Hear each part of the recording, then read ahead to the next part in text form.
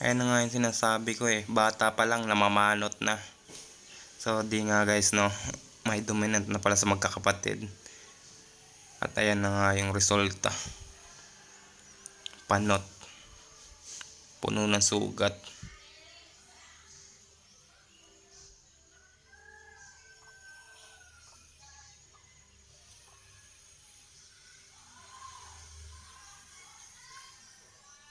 So dyan din sa may mata oh. May sugat din sa may mata. Itong isa naman sa leeg tsaka sa butche, puno ng sugat din.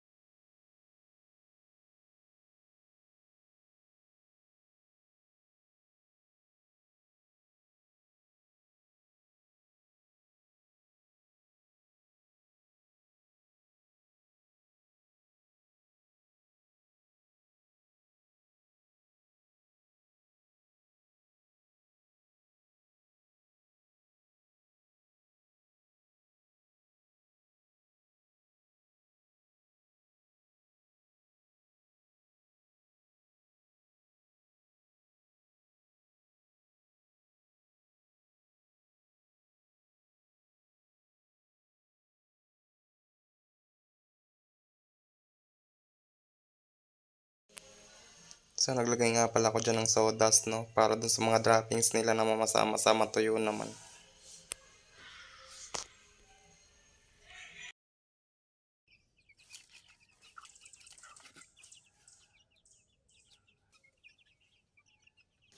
Ayan na lang po yung pumasok sa isip ko no, ibaba yung inahin na nakatali at ibaba yung mga sisiw. So ngayon sa malawak na silang area, hopefully hindi na sila mag-aaway dun sa maliit na kulungan. Hindi ko alam kung maliit ba yan para sa kanila. Tsaka dun sa mga madudulong magmanok dyan, paturo naman po ng mga diskarte at tsaka idea nyo para maiwasan yung ganyang senaryo.